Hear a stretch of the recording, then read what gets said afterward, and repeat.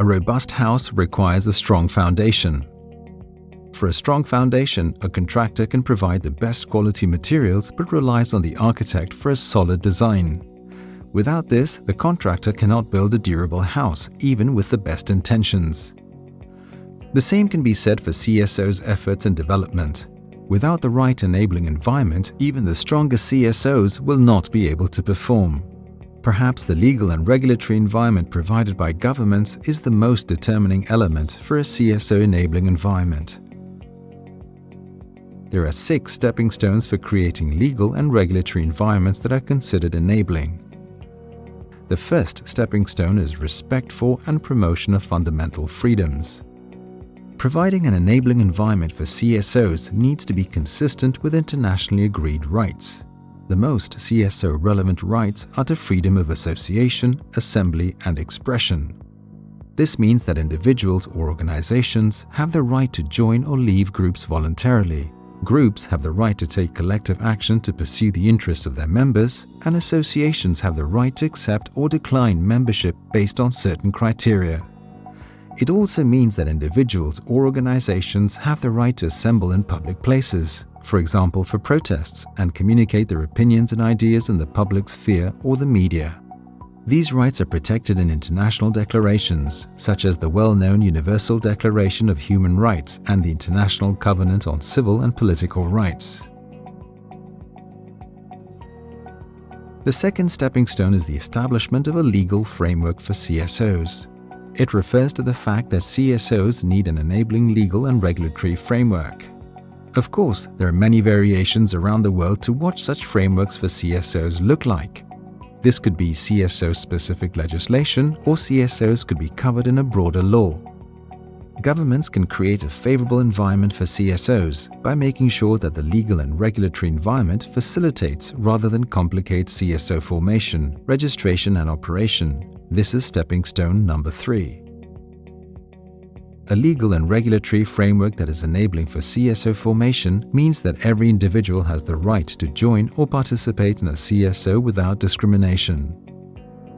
In addition, registration of CSOs by governments should be voluntary. Requirements and procedures, including application rejections, need to be transparent and applied consistently across all applicants. Enabling operations means CSOs need to be allowed to pursue a broad range of objectives and activities that CSOs themselves define, without interference in CSOs' internal governance. Stepping stone number 4 refers to the fact that governments need to facilitate access to resources.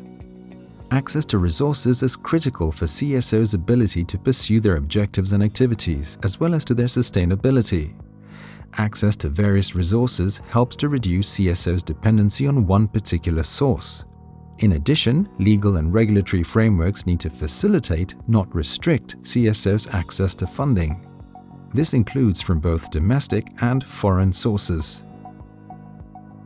Stepping stone number 5 illustrates that it's not enough to have a legal and regulatory framework that enables CSOs if other non-CSO related laws contradict this.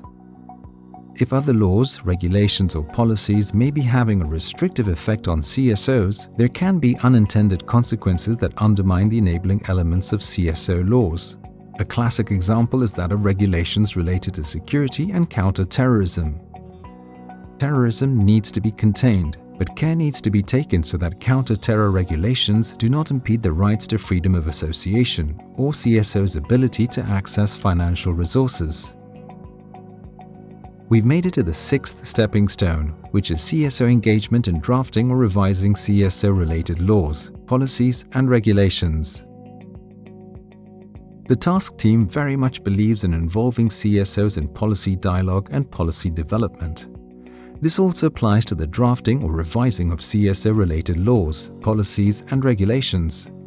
Ideally, CSOs should be involved in policy dialogue and policy development under a collaborative approach with governments to ensure that the end result meets both stakeholders' needs.